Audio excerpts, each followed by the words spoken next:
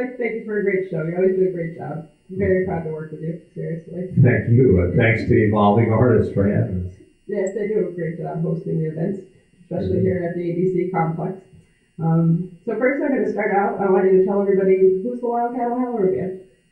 Well, I've been the Wildcat for many, many years, but I had stopped playing, and then I ran into some young people that wanted to play the blues, and they were so excited about playing the blues, it got me all excited about playing again. And of course, I'm a friend of Lightning Boy, Nate Dana, and I brought some of my friends from my former life out, and the band backs me up so incredible that I get to be more of the Wildcat that I ever got to be back in the day when I was playing a lot. And so I said, we got to book this as much as we can. We're going to try to take the blues to a new generation. And we got some young kids that come out to see us now. And if you told them we were going to have a blues band, I don't think they, once we put that in front of them, they found that they liked it.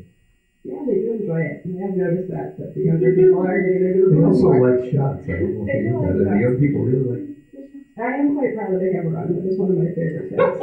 And I do like participating in that also. So, in the blues, did you ever think of any other genres of music? What got you started with the blues? That's the music that appealed to me. I mean, I was a little Catholic school boy from Queens, and I grew up with two influences, Catholic school and the streets of New York City, which usually were pulling in opposite directions, but the blues kind of has the body, mind, spirit thing all together, and that spoke to me in a way that other music didn't, and that's true for a lot of people, and it's not unusual for it to be Irish people, because we have the pentatonic scale, and we have the similar rhyme scheme, and we have the whiskey that's in all the blues, so the Africans don't have no distilling skills, so we must have it in there something. Very true, very true. Who's some of your strongest influences? Who, like, have you ever played with that you enjoyed the most? Well, I've been fortunate enough to get to play with my influences. When I was younger, I would go to see Muddy Waters playing in a club, or Buddy Guy playing in a club, and guys I knew, Fat or somebody would be opening, and I'd go, well, Fat ain't even really a blues band. I could play like all blues, and I could open these shows, and I sure did. I opened for James Cotton, I opened for Greg Allman, over for the Stray Cats. I got to be the Bo Diddley backup band. I got to be the James Cotton backup band. And Matt Guitar Murphy blew up an amplifier, and I loaned him one, and I got into shows for James Cotton for years. And Kenny Johnson, who played drums with Cotton, lived in this area and hired me a few times, and we became friends. And he introduced me to Kenny Neal, and so I got to meet my idols and stand on the stage. And I got to tell you, I'd get up there and I'd say, wait till they see my band, and they would cook my goose night and day. But then as time went on, it started to get a little closer, and I'd actually push them, and then it got to be like, whoa, you get the Wildcat, and you're going to push the headliner into a really good show, so you know you're going to have a really, really, really, really good show. So I did a lot of that opening act work. Love to do some more here at Evolving Artists when you have somebody come through. Johnny Wynn is one of my all-time idols. I know he plays here. Talk to Ralph. That would be great. So in all your influences music, I listen to it and I hear all different kinds of nuances and different things, but your music always has something different that I hear. Well, there's a standard group of things that white, middle-aged blues bands play. And not that that's not great. You know, Muddy Waters from the 50s, Hollow from the 50s. Not that those aren't great things, but the blues can be so many more things than that. And I'm bored with that. When Junior was playing with us, when we first started the new band up, he'd say to me, blues bands do certain things, and this band doesn't do those things. I'm like, Junior, you think I don't know those things? Or is it possible I'm bored with those things? If I'm going to take this music to a new generation, I don't want it to be that little square box. I want to be older than that or newer than that. If there's some fun, I used to drive me crazy. We do a tune called Burn Down the Bridge, and I would say to Lightning, you want to do tapping? You do tapping. You want to use a wah-wah pedal? You use a wah-wah pedal. You don't throw the kitchen sink in there. This is whatever you want. Because I don't like kid guitar players. Other than, Lightning Boy I love to death, but I need 100 kid guitar players that I don't like for everyone that I do like. And I was blown away when I met the kid. And I said, well, Muddy Waters said for years, I ain't worried about no young one coming to take my place. but a lot of successes right here, right now. And so I'm just going to try to set him up, and geez, he does a great job setting me up. I mean, the band makes me look good night after night after night. I rarely have a gig where I go home and go, oh, stupid band, stupid. Mostly I go home and I'm in awe of what these guys can do. I gotta say, I feel the same way about that. You have some very proficient musicians. They always impress me. They're very hardworking, dedicated. It amazes me. Every show I see something different from you. We have the experience on the older guys' side, but the young guys are amazing. I mean, we'll go to blues jam and we'll be listening to blues songs and trying to name the artist. And when I don't know, I ask Matt McMahon because he has more blues records than me. I know, get some feedback. So now as a songwriter, we all know you're accomplished. You won awards and been a recipient in many of the songwriting contests. Would you consider yourself more of a guitar slinger or a songwriter? Which do you prefer? I'd be lying if I didn't say that I still consider myself a guitar slinger. And I've had friends of mine in the business say to me, well, you know, the song is the most important. I'm like, yeah, I'm very clear on that. And I write songs. I'm not tremendously prolific, but I like things that, and I won a Billboard honorable mention. I just won this runner-up in the best song in the world contest thing.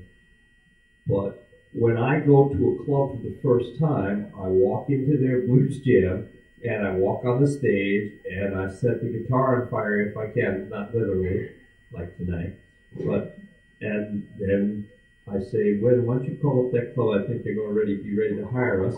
And that's how that works for me. And then I get in front of the audience, and the audience might like my songs, but they're really kind of going, gee, this guy kind of plays a lot of guitar, and hey, the kid plays it. And so that's a way of selling that to the audience. So that's still mostly what I do is I go up there and I shred on the guitar. And yes, I occasionally sit in my room and go, I wonder if they'd like this song. Now, if I didn't do that, I wouldn't bother putting the band together and rehearsing them and getting gigs for them and trying to get them paid. That'd be a lot of work. But these songs rattle around in my head, and I think, geez, I wonder if really pretty girls from Amherst, not that I have any obsession with that, but I wonder if they'd really like this. Well, that's me to my next question about the pretty girls from North Amherst. When I was that age, there was a blues scene. And did the blues scene involve pretty girls going wild? And yes, it definitely did. And if I'm going to try to recreate that, I will not apologize. If people who are extremely good-looking happen to like it, that's absolutely fine. But I wouldn't go through all that trouble rehearsing the band and getting equipment and getting gigs and getting the band. That's a lot of trouble to go through just to get attention, don't you think? I mean, I have those songs rattling around in my head, and I think, I wonder if people would like those if they were presented in the proper manner. And that's what it's all about. But I know you're trying to sneak up on whether I'm obsessed with the HARP girls, so why don't you come right out and ask me? I'm still trying to. How many HARP girls are there? There's a lot of HARP girls. All right. My daughter is sort of a HARP girl. She works at the HARP. The HARP is a little bar in North Amherst, not any big fancy place, but that's where I met the Lightning Boy, and that's where I put this music in front of young people without telling them it was blues and me, or chanting my Wildcat, Wildcat, Wildcat. If I had put up a sign saying 50-something blues men will be here tomorrow, they would have moved. Never mind, they wouldn't have come. They would have moved 3 towns away.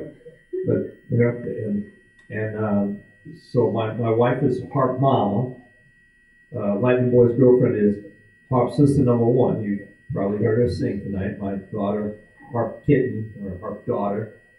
And then there's a whole bunch of other ones. There's HARP Sister Eye Candy and HARP Sister Shake It, Don't Break It. And we don't want to go on all those names. So I think if you girls want to become a HARP girl, we must visit the HARP. I'm thinking we should have T-shirts that say, HARP girls love the Wildcat, Wildcat loves the HARP girl, or something. Most definitely, yeah. I would feel that. Man, this would be open. I gotta admit, they're a highlight to the show. Every time they come, they do a great job. Vocals are impeccable. They're phenomenal girls. And that gets us away from just being guitar.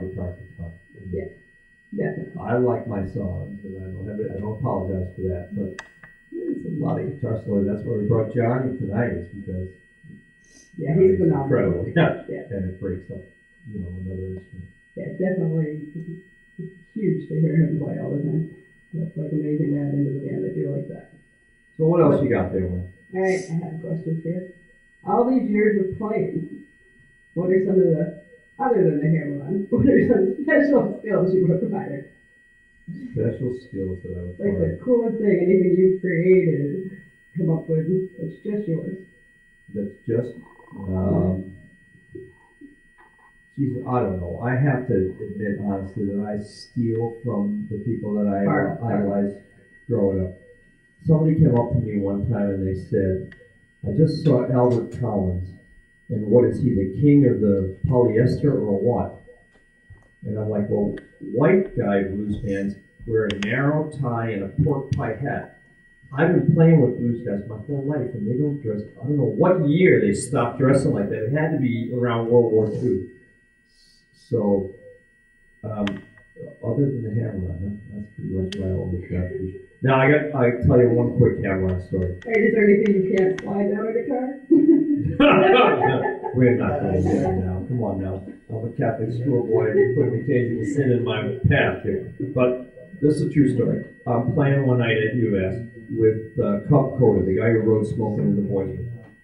And I do the hammer on, and I'm drinking a shot, and I take the shot glass and I start playing slide with the shot glass, and the UMass kids go crazy, which they still do. I'm doing this simple, stupid trick still seems, they're like, hey, I never thought of doing that with a shot glass. But Coco is wicked offended that I get the standing ovation for this simple trick.